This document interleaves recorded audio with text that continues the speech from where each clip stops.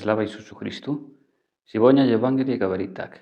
В то время Иисус сказал первосвященникам и старейшинам: «Выслушайте другую притчу. Был некоторый хозяин дома, который насадил виноградник, обнес его оградою, выкопал в нем точила, построил башню и, отдав его виноградарям, отлучился. Когда се приблизилось время плодов, он послал своих слуг к виноградарям взять свои плоды. Виноградари, схватив слуг его, иного прибили, иного убили, а иного побили камнями. Опять послал он других слуг больше прежнего, и с ними поступили так же. Наконец послал он к ним своего сына, говоря: «Постыдятся сына моего». Но виноградари, увидев сына, сказали друг другу: «Это наследник. Пойдем, убьем его и совладеем наследством его». И, схватив его, вывели вон из виноградника и убили. Итак, когда придет хозяин виноградника, что сделает он с этими виноградарями? Говорят ему: «Злодеев сих предаст своей смерти, а виноградник отдаст другим виноградарям, которые будут отдавать ему плоды во времена свои». Потом Евангелие продолжается, и в конце добавляет: «Услышав притчи его, первосвященники и фарисеи поняли, что он о них говорит». Иисус почему говорит притчами?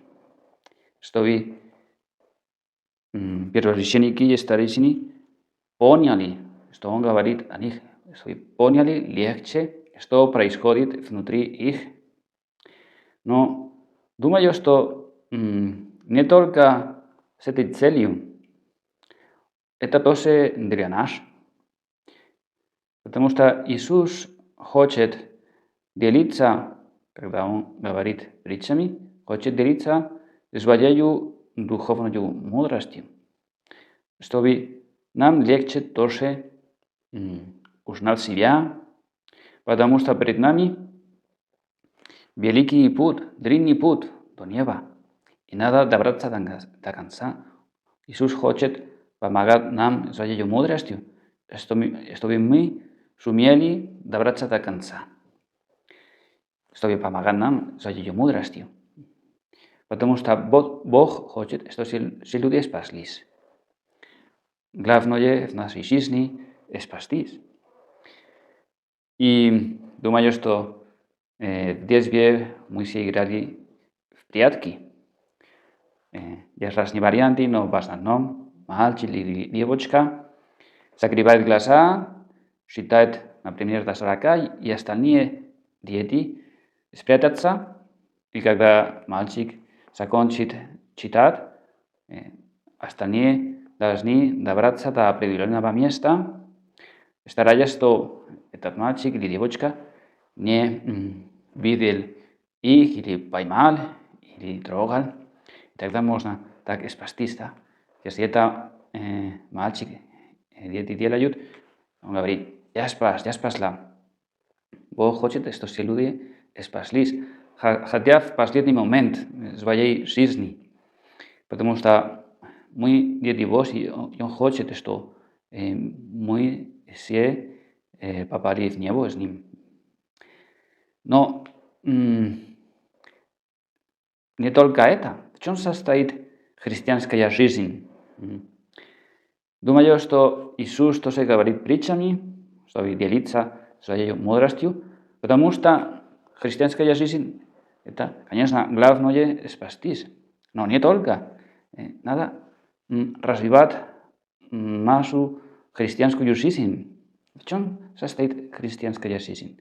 Думаю, что это личное отношение с Богом, нашим Отцом, с Иисусом Христом. Он наш брат с Девой Марией, она наша Мать Небесная, и также у нас есть братья и сестры по всему миру, и тоже христиане, которые уже на небесах, святые, и с ними можно общаться, просить у них то, что нам нужно, чтобы они ходатайствовали за нас перед Богом. Христианская жизнь – это личное отношение с Богом.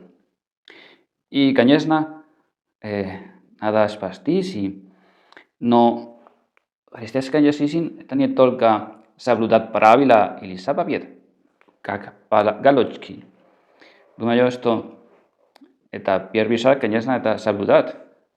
Но если мы думаем об этом чуть-чуть, можно так говорить. Представим себе, что один человек говорит: у меня есть родители, но я не бью их, не лгу их, не краду и так далее. Я добрый сын. Ну, конечно, это не надо делать, но это как первый шаг. Первое, можно так говорить, первое правило – это избегать зла и делать добро. Конечно, избегать зла, но потом надо продолжать делать добро. Дальше первые заповеди, они положительные.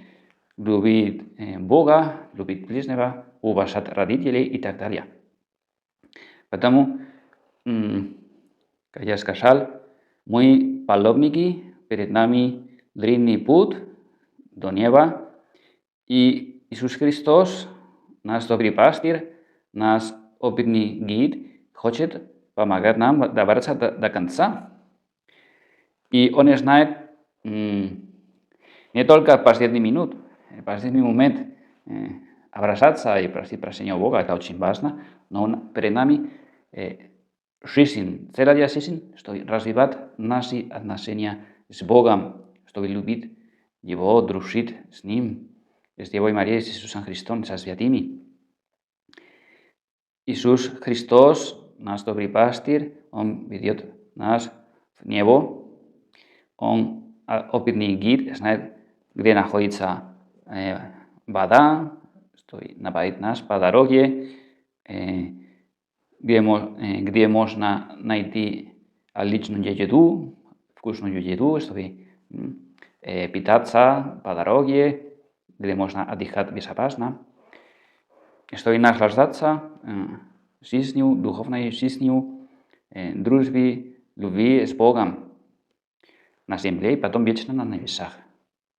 Также Иисус Христос, как хороший гид, опытный гид, знает, где находятся опасности.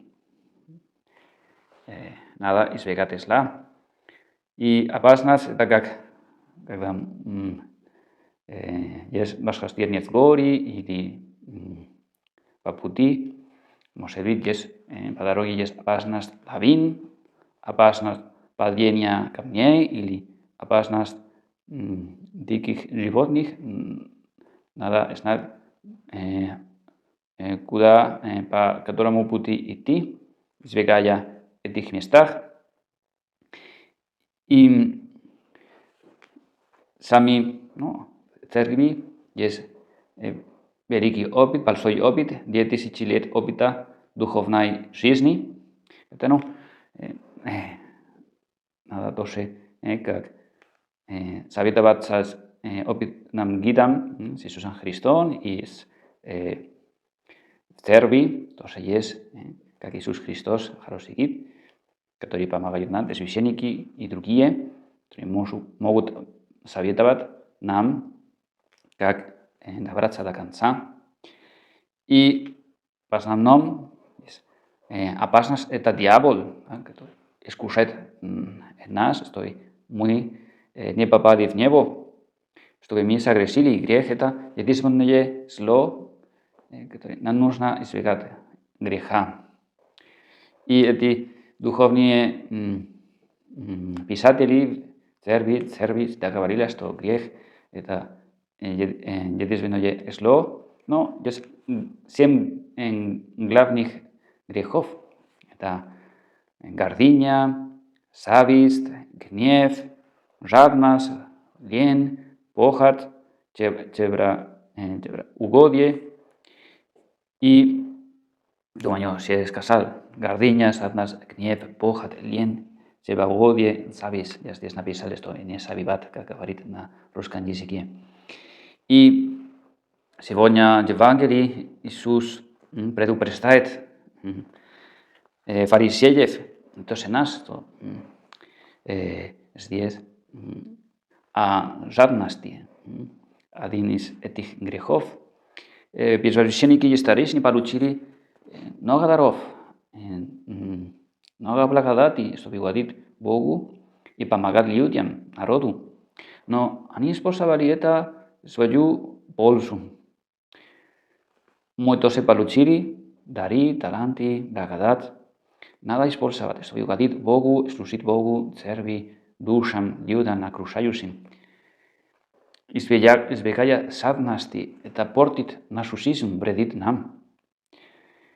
Тоже надо читать эту притчу, связанную с первым чтением, где братья Иосифа продали его, потому что завидовали. Отец Иосифа любил его, потому что он был младшим сыном и сделал для него разноцветную одежду. И некоторые из них завидовали и хотели это для себя. Не радовали, потому что у его брата получил такой дар, не обрадовались с ним, но завидовали. Это тоже опасность. И так далее. Но церкви большой опыт. Надо стараться использовать это, чтобы добраться легче до конца. И не только добраться в последний момент, я спас, но развивать наши отношения с Богом, нашим Отцом, с Девой Марией, нашей Матерью Небесной, с Иисусом Христом. И наслаждаться жизнью, этими отношениями с Богом, и потом вечно на небесах. Надо использовать все этот опыт. И тоже это нам поможет Дева Мария. Она, как книжная мать, сопровождает нас, заботится о нас, чтобы мы добрались до конца. Да, как матери смотрят, как дети играют, то есть, когда играют в прятки, чтобы ничего не случилось с ними. Она тоже заботится о нас. Пусть Пресвятая Богородица поможет нам добраться до конца, и не только что спаслись, но иметь такие хорошие отношения с Богом, наслаждаться этими отношениями в нашей жизни на земле и вечно на небесах. Слава Иисусу Христу!